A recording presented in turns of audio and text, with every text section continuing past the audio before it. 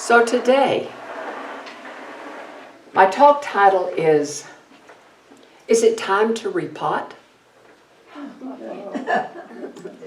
Let's think about it. Let's think about it. I love how things just work for me in synchronicity.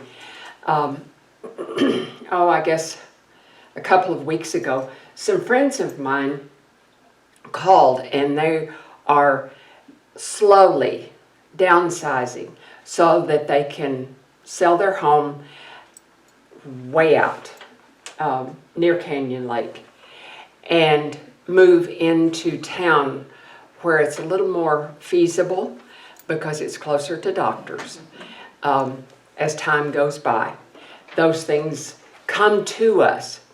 And when they first moved into the house about 10 years ago, I gifted them with a very large houseplant.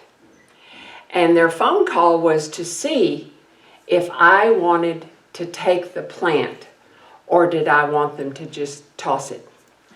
Well, if it's living and alive, I want it. Don't you dare toss it. And I have house sat for them over the years a lot, for a month or more at a time. And that's a whole nother story. But I've had this interaction with this plant, and I love it. It's a very unique piece. And so a few days later, they brought it to me.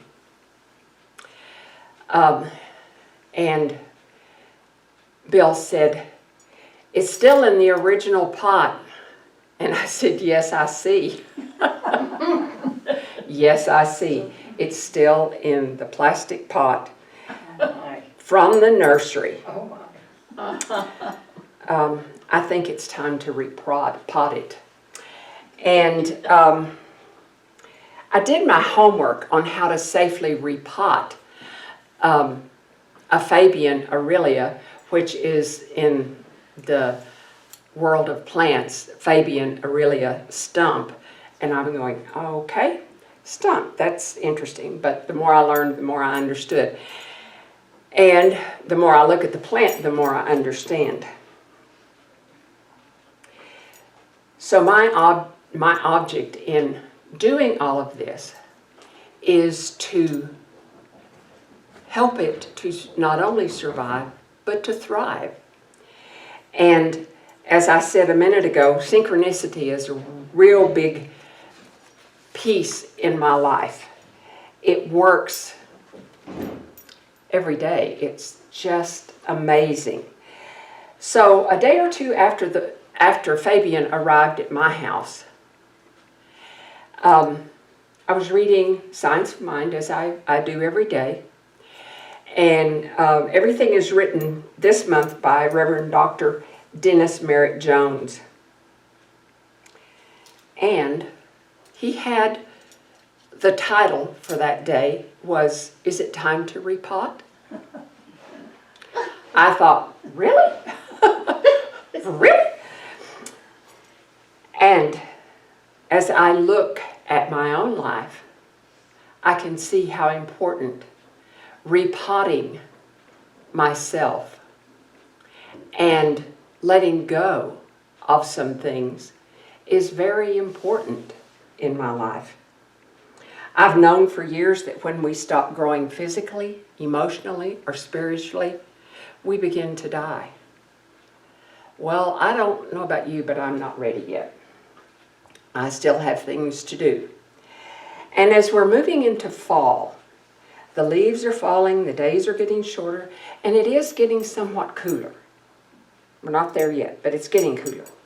The light is fading, and with the change of seasons, death is a reminder that life is limited and precious.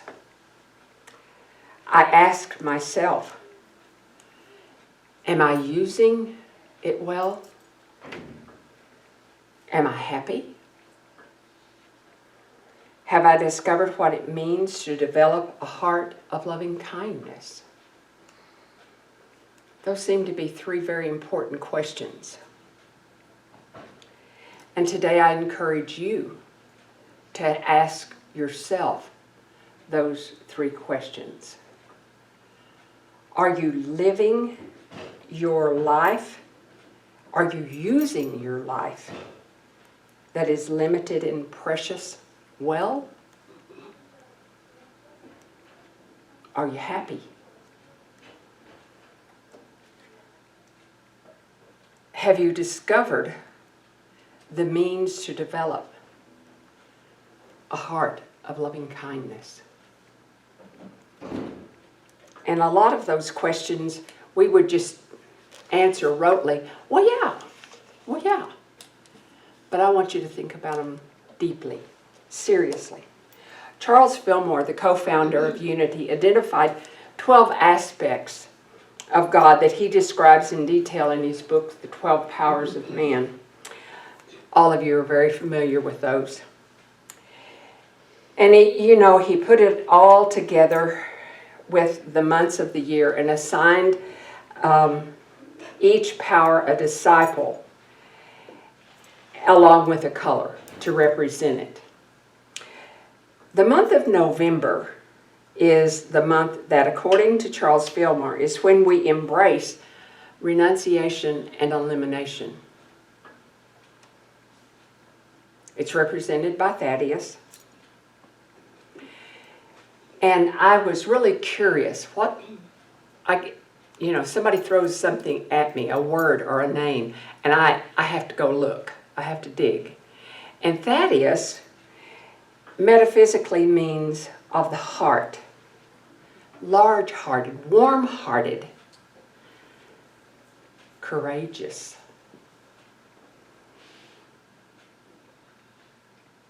And I know that in order to repot Fabian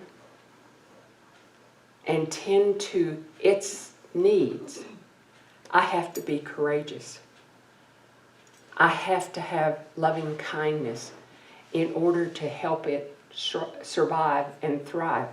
And one of the last things I want to do with a plant is start cutting. And as I talked to my friend who is a landscaper on Friday, she said, "You're going to need to shape it." I was going, "Oh." She said, I know, but cut it. It'll love you for it." So that repotting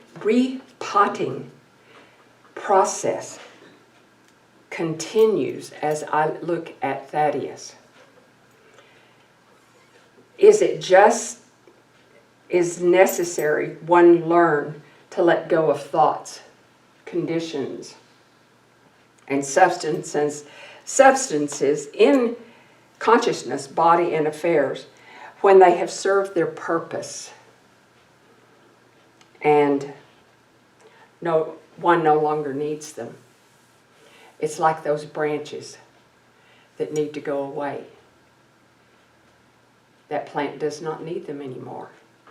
It can't unknot its roots and let go of all that tangle if it's concentrating on growing limbs, and that's not its purpose.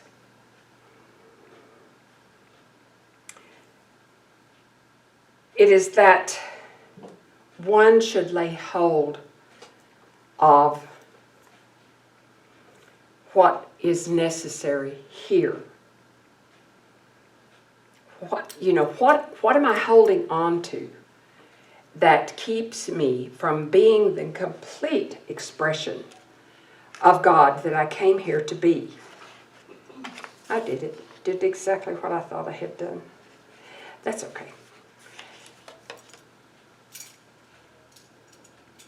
What is it that I'm holding on to? What do I need to release?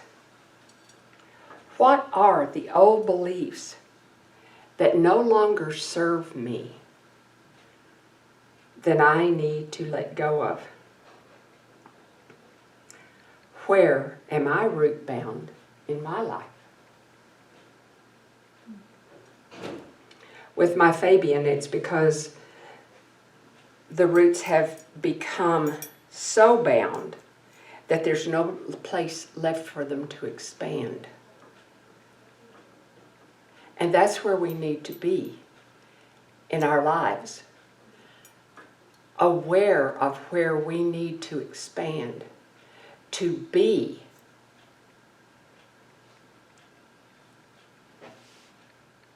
right where we're supposed to be.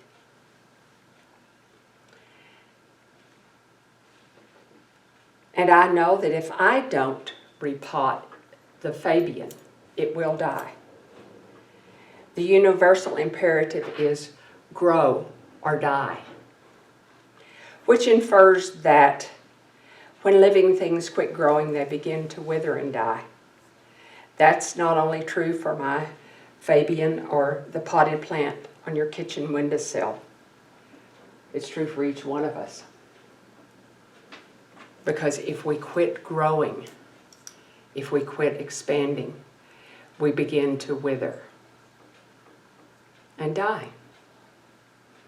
Whether it's emotionally, physically, or spiritually. In Pocket Full of Miracles, Joan Borysenko shares an experience she had in this way. While she was giving a workshop on forgiveness to a group of Germans, some of the participants were children of Nazis. She says, "Can you imagine the pain and confusion of realizing that a beloved parent was a murderer?" One of the women at the workshop told me about the most compassionate man she knew. He was a concentration camp doctor, charged with doing horrendous medical experiments on children, risking the life of his wife and his children, as well as his own life, of course. He only pretended to do the experiments. The children in his care were kept warm, fed, and safe until liberation. Dr. Borysenko goes on, "As I toured Dachau after the workshop, my heart opened not only to those murdered, but also to the good people who were forced to be complicit. Yet they found a way to resist. Forgiveness is the ultimate liberation. It's where the cycle of violence stops." For many of us, just the mention of the Holocaust and the Nazi regime that perpetrated the killing of 6 million Jews, 2/3 of the European Jewish population at the time, breaks our hearts wide open. We can't imagine the horror of it all, and yet, here we are. Forgiveness is the ultimate liberation. It is where the cycle of violence stops. There are places in my life where I am root-bound and not able to expand my consciousness until I find a larger pot that will allow me to untangle the roots of error thinking that have been passed down to me from generations that have gone before me. Knowing that those who have gone before me did the absolute best that they could do and knew how to do at the time. Granted, a lot of those beliefs have their basis in fear, just as some of our current beliefs do. So how do we move past to rid ourselves of those beliefs, those knotted roots that just keep us from expanding spiritually? What was it that Dr. Borysenko said? Forgiveness is the ultimate liberation. It's where the cycle of violence stops. I believe that to be true in any cycle of violence, be it physical, emotional, or spiritual. Forgiveness is the ultimate liberation. Forgiveness is the pot big enough for us to untangle the roots that bind us to the beliefs that no longer serve us. According to Charles Fillmore's 12 Powers of Man, we are right where we want to be to do the work of elimination, renunciation, release. Since we're at day 6 in the month of November, we have ample time to let go of all those things that are keeping us from experiencing our highest good. Boysenko sees November as a month of completion, which clears the way for the birth of the inner light in December. I love that. So often I think about how expansion and how growth happen. But before they can happen, there has to be a tearing down. There has to be the completion of the uprooting, so to speak, before we can plant ourselves in that pot of forgiveness and welcome the birth of the inner light in December. And make that month even more joyous because we've cleaned house. We've let go of those knots of roots that we may not even know that we have because they came from wherever they came from. And we just picked them up. I said, okay, all right, if you say so. And how often do we do that? If you say so, okay, here we go. And we just pick it up and carry it with us.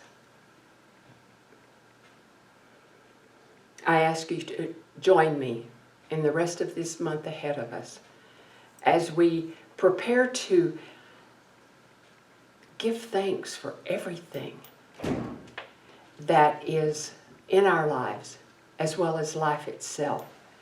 How much joy, how much more joyful would our gratitude and thanksgiving be if we know we have done the clearing out, the letting go, so that we can truly be who we've come here to be and express God just as we were designed and created to do. So I ask you to join with me in repotting our old beliefs in order that we may grow and evolve. That's what we're here for, is to just continue to evolve as we let go of those beliefs that no longer serve us, like just plucking yellow leaves off a houseplant. As we clear the way for the birth of the inner light in December. We're going to engage in the loving kindness meditation. And India is going to play under that meditation for us. I believe this to be a very good way for us to begin that releasing, that letting go, the repotting process. Begin by taking a few letting go breaths.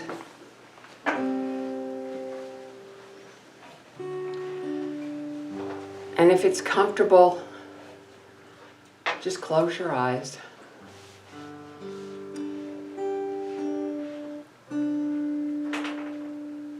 And relax.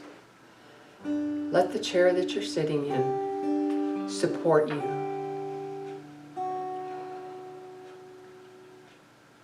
And enter the inner sanctuary of stillness. Imagine a great star of light above you, slightly in front of you, pouring a waterfall of love and light over you. Let the light enter the top of your head and wash through you, revealing the purity of your own heart.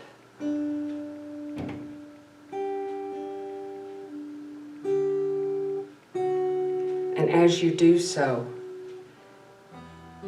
notice your heart expanding as it extends beyond you, merging with the divine light.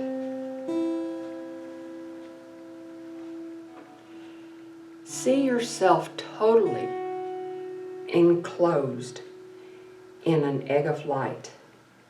And then repeat these loving kindness, blessings for yourself with all the respect and love you would have for your only child.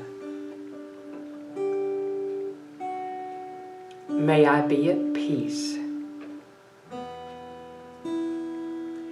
May my heart remain open. May I awaken to the light of my own true nature. May I be healed. May I be a source of healing for all beings.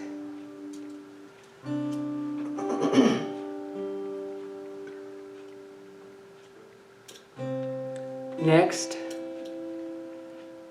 bring a loved one to mind. See them in as much detail as possible. Imagine the loving light shining down on them and washing through them, revealing the light within their own heart. Imagine the light in their heart growing ever brighter, emerging with the divine light that encloses them in the egg of light.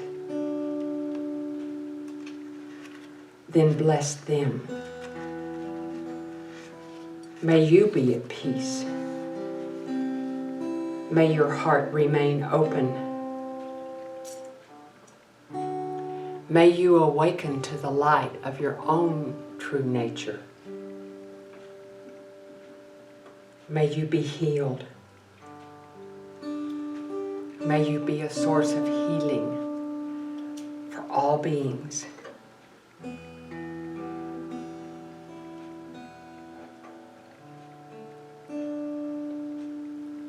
Repeat this for as many people as you wish.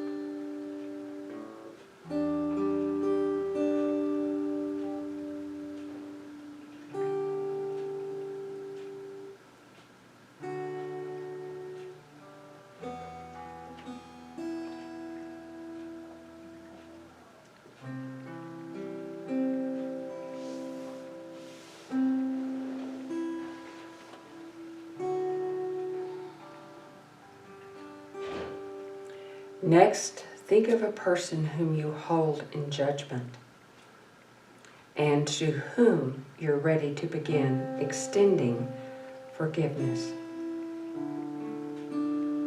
Place them in the egg of light and see the light washing away all their negativity and illusions, just as you did for you and your loved ones.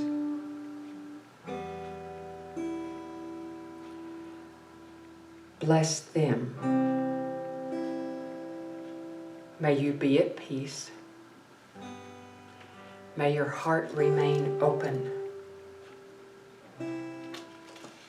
May you awaken to the light of your own true nature.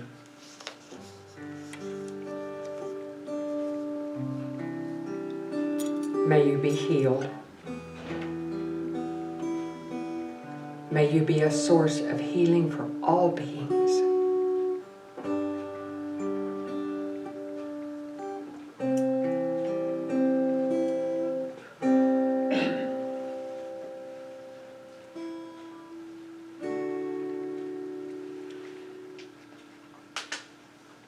See our beautiful planet as it appears from outer space.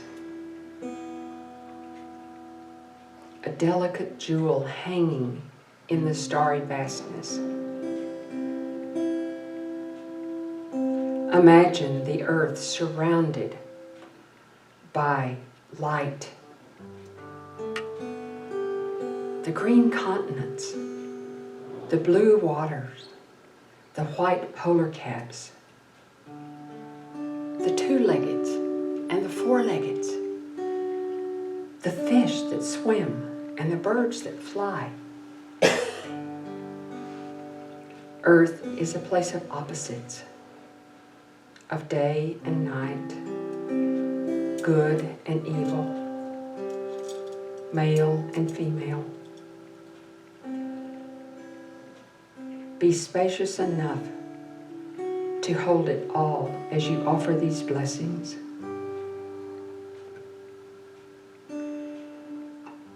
May there be peace on earth. May the hearts of all people be open to themselves and to each other. May all people awaken to the light of their own true nature. May all creation be blessed and be a blessing to all that is. And as you're ready, bring yourself back into this time and space. You might want to move your head, wiggle your fingers as you open your eyes. And so it is, and so we let it be so.